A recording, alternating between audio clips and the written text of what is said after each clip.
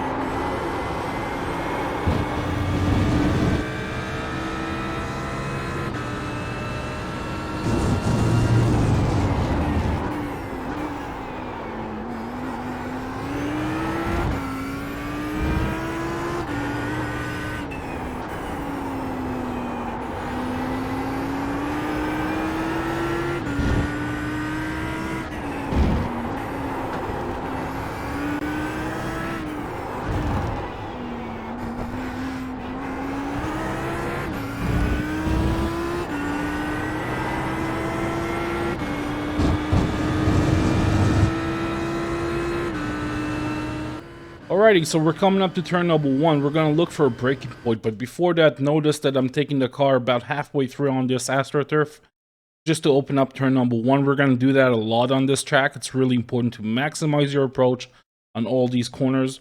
Now we have the orange lights here. That's my braking point. I'm going to brake right at it. Peak around 90%, 80%. Gradually release it. We have this white line, that let that be your turn-in point. So as we reach it, I'm going to start to rotate the car down into 4th and now into 3rd gear. And then I'm going to really start to rotate the car as I trail brake. Looking for the inside curb, and there's 2 ways you can go about it. Try to either have your right tires pass this sausage curb to its right or to its left. Try not to get the right tires right on it. Even though this is a GT3 car, it doesn't really upset the car that much. I think it's a better alternative than just going over it.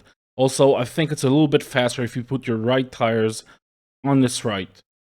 As we trail brake, we reach the curb, and now we're going to start to accelerate, stabilize the car, use this a little bit to accelerate as well, gain a little bit of speed, squeezing it to 100%. And you can see I'm opening up the wheel, and as I change direction, I'm going to lift again, and I'm going to look for this inside curb, all in 3rd gear. Don't cross it too much. Don't go over it too much. That will be an off track. I think this is pretty much as you can. And just be very, very patient here on your return to 100% because you don't want to wash out to the right here at all. You want to stay sort of center track or maybe slightly to its left like I have here, because that's going to make your life a hell of a lot easier coming up the next corner. Now, as you can see, I take the car to the left and I'm already starting to turn right here. Staying flat out, the car will remain stable if you give it a lot of throttle here. If you try lifting too early, it could snap. And on cold tires, stay in 3rd throughout. Don't upshift into 4th like I'm about to do. So you can see, flat out, very high RPM, and I'm going to start to modulate the throttle a little bit. And that's going to happen throughout this corner. RPM is still very high, that means I'm in 3rd, and now into 4th. Still modulating 90%, 80%, and now as I approach the inside curb, lift a lot, make sure the car is hugging the inside curb. That's where all the grip is. You want to stay as tight as you can here to allow you to open up the exit as much as possible and accelerate early. It's a huge straight. And squeezing it in 4th gear all the way to 100%. 4th gives you better rotation than 3rd here. So that's why with cold tires, 3rd is better. The car will be a little more stable. letting the car wash out all the way to the outside. Use the bright green AstroTurf, don't use the dark green. The dark green stuff will give you an off track. So keep that in mind. It's a fine line, you want to play around with it. Now, again, we're going to maximize our approach by putting the car on the AstroTurf, quite a lot of it in fact. And we have the white line, we have the bridge, we're going to brake well before them. So right around here. Now I peaked a little too high. I would like to brake a little less here. We're going to downshift all the way into second. So now into third and a late downshift into second just now. And you can notice you're going uphill here. And because of that, you can brake a little bit less and carry more speed on entry. And that might have cost me half a tenth or something like that. Now we're going to approach the inside curb and slowly, gradually get back on the power. So you can see a lot of hesitation here. I'm trying to keep the car on the inside. If you let it wash out early here, you're going to have a bad time. You're going to lose a lot of time on exit. You want to stay on the inside for as long as possible before committing back to 100%. You don't really have a visual marker, maybe this piece right here, but I wasn't really looking at it when I was driving. And you can see me just squeezing it back to 100%. The car is still nice and tight on the inside. And we're going to let it wash out to the outside. If you really nail this corner, you're going to wash out a little bit more. So I could have been a bit earlier on the power. Now immediately returning to the right, we're going to brake pretty much diagonally to the outside here. Now in terms of a braking point, this is a really tricky part. Now, if you really pay close attention to the track layout, you can see that right around here, from this point on, it becomes a little bit steeper downhill. And that's the point where you want to start braking. So right around here, you have this patch of dirt. That's also a decent indication, but I kind of look at the descent, right? And as it becomes a little bit steeper, I'm going to start braking, and that's pretty consistent for me. Take the car to the outside, use the red and white curb to open up the corner, braking it around, I don't know, 70%. You don't want to peak too high here because you can get some snap oversteer on entry. The altitude change, the dip, that's going to cause the rear end to be upset, to become upset sometimes. So you don't want to, overdo it with the tires here. Down into second gear just now, and you can take it in a couple ways. I hug the white line here. You can mount the red and white curb. You can go all the way over the green curb as well. That's going to give you some rotation. But either way you do it, the important thing here is to carry good minimal speed, because this is a very slow and very long corner. So you want to carry that minimal speed as much as you can. So whatever line's more convenient for you, more comfortable for you to do that, make sure that you commit to that instead of trying to force yourself into the red and white curb or the green stuff, because if you try to do that every time, then you could be losing out a lot of speed in the mid corner. And if you do that, you're going to lose all the time. It doesn't matter which line you took. You can take it a little bit wider, a little bit tighter. Doesn't matter. Just carry good speed here. And you can see me squeezing the throttle back to 100%. If you're not using all of this AstroTurf on the way out, you're probably not aggressive enough on exit. You can really be pretty aggressive here. Just don't clip the dirt here, whatever, the gravel here, because that will be an off track. Now, this is a very tricky corner. I love it though. Our braking point is slightly before the beginning of this white curb here, so I'm going to brake right here. You can see me still turning left, so I'm braking diagonally a little bit. And you want to take advantage of this red and white curb on braking. You really want to try to open up this corner as much as you can. Now, it's very tempting. You can see me peaking to around 70%. It's very tempting to try to turn in late here, because the exit, it's kind of a chicane. The exit is kind of tricky. It closes in on you. So if you take a late entry, it might be easier. But with this car, and I think with all GT3s, if you try to turn in too late, the rear end will snap.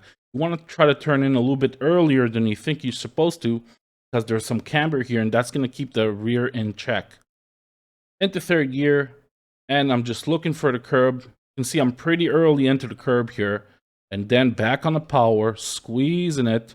I'm not slamming it, just squeezing the throttle back to 100%. Let the car wash out. You do really well to avoid this sausage curb. If you hit it the wrong way, you'll get a lot of front end damage, and yeah, you'll lose some time for sure. So try to avoid it. It doesn't upset the car that much actually, even if you hit it the wrong way, but it does causes damage. So in a race, definitely try to avoid it as much as you can. Back on the power, 100%, staying committed, going to the red and white curb here, and up into fourth, and we're going to stay in fourth. Now, you'll notice that the way the white curb ends here, that's our rotation point, so I'm going to follow it. You can see my wheels starting to turn in as this curb ends. That's going to give us a good line into this corner, and right as it ends, I'm going to start lifting. You don't want to lift all together. You don't want to lift all in one go. You want to lift relatively slowly here to make sure the rear end doesn't snap and you're not upsetting the car at all. And you can tap the brakes just a little bit. Now, a lot of people try to find this sausage curb as the apex, but the apex is actually past it. It's right around here. So you want to go across the sausage curb and hit the apex right around here. You can see I'm going back on the power. And I can just squeeze it, stay in fourth. The car will rotate nicely on power, and you're through. Use all of the AstroTurf. It's fine. Just don't touch the gravel. Now, line up the car to the right. Use the red and white curb on entry. Oh, wait. Hold on. Stop. There you go. And we have the black sign here. We're going to brake slightly before it. So right around here. Peaking pretty high, 90%. Gradually releasing it. And right before the 50, I'm going to start to rotate the car because it's a very wide corner, so you can afford to rotate early and very slowly. And that's the right way to go about it on this hairpin. You want to rotate the car nice and slow. You can see I'm not close to the apex at all here yet. Only now really asking for a lot as I put it in first. And just touching the middle point. That's exactly where I want to be every time. Just touching the red and white curb on the middle just a little bit. Going back to around 50%, shifting the weight to the rear. I'm not trying to accelerate just yet. I just had a hard braking point. I want to shift the weight to the rear and prepare the car for some hard acceleration. 50%, and as I open up the wheel, slamming it back to 100% because I got all the weight in the rear now. And it's just going to comply, rotate nicely, and use the AstroTurf on the way out. Up into second, up into third. Flip the inside curb here just a little bit. Don't touch the green stuff, just the red stuff.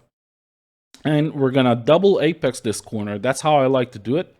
A lot of people want to take a wider approach. I like to double apex it, so I'm taking a narrow approach. Going to brake right around here. No real visual marker that I can spot. It's just kind of how I'm feeling it. About 40% peak because you're going uphill. You don't need to brake too hard at all. And releasing it down into second now. Yeah. Into second, let the car wash out a little bit. You can see I'm going to stop trail braking. I want to let the car wash out just a little bit. I can grab that double apex. So my second apex is not the sausage curb. It's slightly past it. And I'm already back on the power because the acceleration will really rotate the car nicely here, especially with the Audi, but I think a lot of different cars as well. And that's going to rotate the car.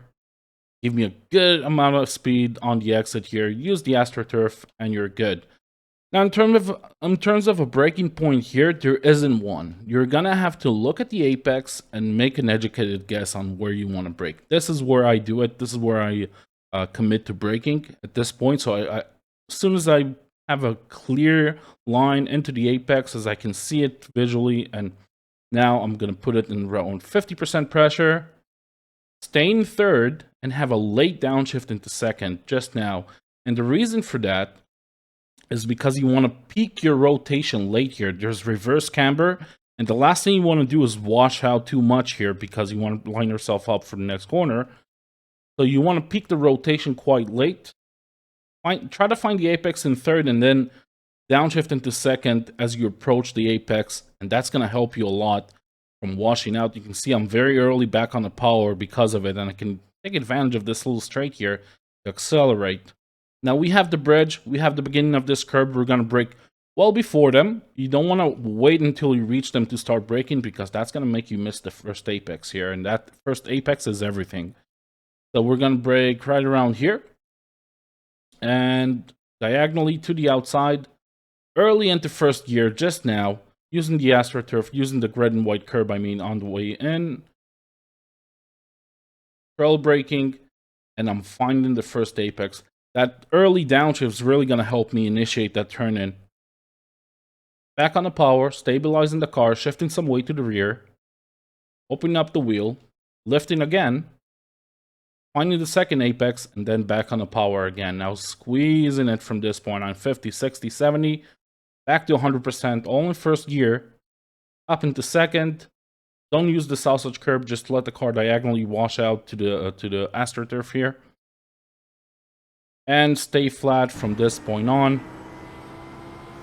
Use the AstroTurf on the way out, and you're through. That's going to give us a 143.493. I hope you guys enjoyed this track guide. If you did, leave a like, and if you want to see more, subscribe to the channel. If you want to support the channel even further, then consider becoming a member as well. See you guys in the next video. Bye-bye.